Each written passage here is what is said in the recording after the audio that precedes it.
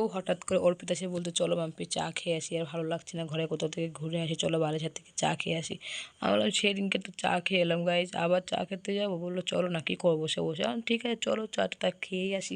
তারপর দেখো এই কুর্তিটা আমি পরে নিয়েছি, এই কুর্তিটা পরে সোমবারে ভিডিও করেছিলাম, মানে সোমবার পুজো দিতে গেছিলাম বাবাকে। এই কুর্তিটা আমাকে অনেক ভালো লাগে, তাই আবার এই কুর্তিটা আজকে পরে নিলাম। পরে চান টান করে আবার সন্ধ্যার সময় আবার চান করেছি। তারপর ভাবলাম মেকআপ করবো, দরকার নেই মেকআপ, বাবা এত গরমে মেকআপ পছন্দ হচ্ছে না। তারপর শুধু একটু লিপস্টিক পরে বেরিয়ে গেলাম। তারপর গিয়ে দেখি ও আমাকে ডেকে ডুকেও নিজেও এখনও রেডি হয়নি, ঘুমিয়ে আছে। আর দিয়া আগে থেকে ওর বাড়িতে চলে গেছিলো, এসে দেখি ওরা দুজনে খেলছে আর ও দিব্যি ঘুমাচ্ছে। বা গাইস এটা অন্যায়, এটা অন্যায়, আমাকে ডেকে, এটা অন্যায়।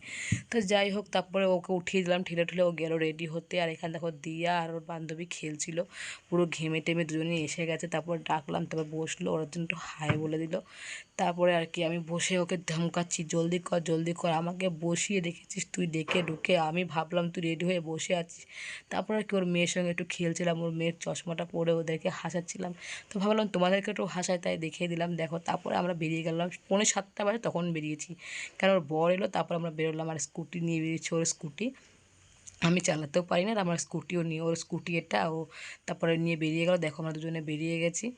ওর চুলটা খুব উড়ছিল, তাই বারবার সরাচ্ছিলাম, এদিকে আমার চুলটাও খোলা, ওর চুলটাও খোলাতে জন্য চুলটা সামনে আসছিল। আমরা বলছিলাম এত সুন্দর হাওয়াটা লাগছে, মানে কি বলবো তোমাদেরকে। কিন্তু সেই এতটা গাড়ির আওয়াজ আসছে, এই জন্য ওখান থেকে মানে স্কিপ করে দিলাম, ভয়েস ওভার দিচ্ছি।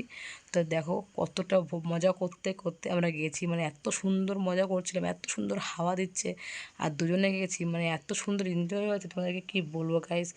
অনেকটা এনজয় করেছি দুজনে মিলে। প্রায় 1.5 বছর পর আজকে আমি এতটা এনজয় করেছি, প্রায় 1.5 বছরের কাছাকাছি। মানে মন খুলে একটা যে হাসি হয় না, একটা মন থেকে যে আনন্দ হয়, আজকে সত্যি গাইস আমি অর্পিতার জন্য আজকে কিন্তু আমরা সেরকম কোথাও যাইনি বা সেরকম কিছু ঘুরিনি, কিন্তু একটা মানসিক শান্তি বলে না, একটা মনের মিল বলে না, সেটা আজকে আমি অর্পিতার সঙ্গে অনেকটাই মজা করেছি।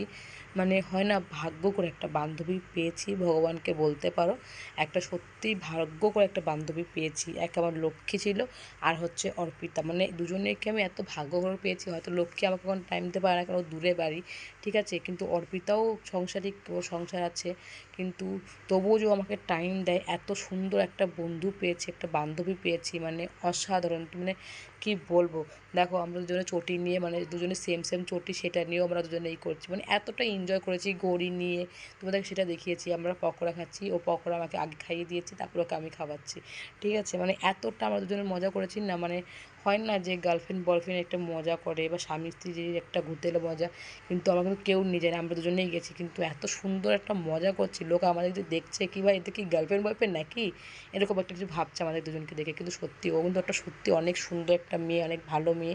তারপর আমরা ওখানে দাঁড়িয়ে একটু মানে খেয়ে বেরিয়ে আমরা হাওয়া খাচ্ছিলাম, ওখানে অসাধারণ হাওয়া দিচ্ছিলো। তারপর আমরা একটা সেলফি তুলেছি, সেলফি অনেককেই তুলেছি, কিন্তু কিছু কিছু আমরা দিয়েছি, এখানে দেখো কিছু কিছু দিয়েছি ওর সঙ্গে, অনেক সেলফি তুলেছি। ও একটা সত্যি অসাধারণ মেয়ে, মানে ওর মন পরিষ্কার, ঠিক আছে। আজকালকার মেয়ের মতন ওর মধ্যে অতটা প্যাচ গোছ নেই, ঠিক আছে। তো যাই হোক, ও অনেক ভালো, ওকে আমি অনেক অনেক থ্যাংক ইউ বলি এই জন্য, যে আজকের দিনটা আমাকে গিফট করার জন্য অনেক ভালো লেগেছে।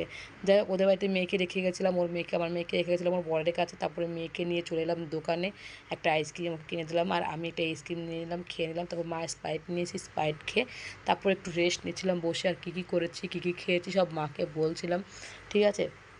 তো যাই হোক, তারপর মেয়ে এসে আমাকে একটু আদর করলো। তারপরে দেখো আমি এরকমভাবে চুল বেঁধেছি, হ্যাঁ, উপরের চুলগুলো খুব নিচে আসে, রাতে ঘুম হয় না, খুব গরম লাগে, আর চুলগুলো মুখে পড়লে খুব অসহ্য লাগে, তাই জন্য গুটিয়ে ওখানে বিনুনি করে রেখে দিয়েছি। তো কেমন লাগছে সেটা অবশ্যই কমেন্ট করে জানিও, ঠিক আছে। তোমাদেরকেও দেখালাম, আর বলো কেমন লাগছে, ভিডিওটা কেমন লাগলো কমেন্ট করে।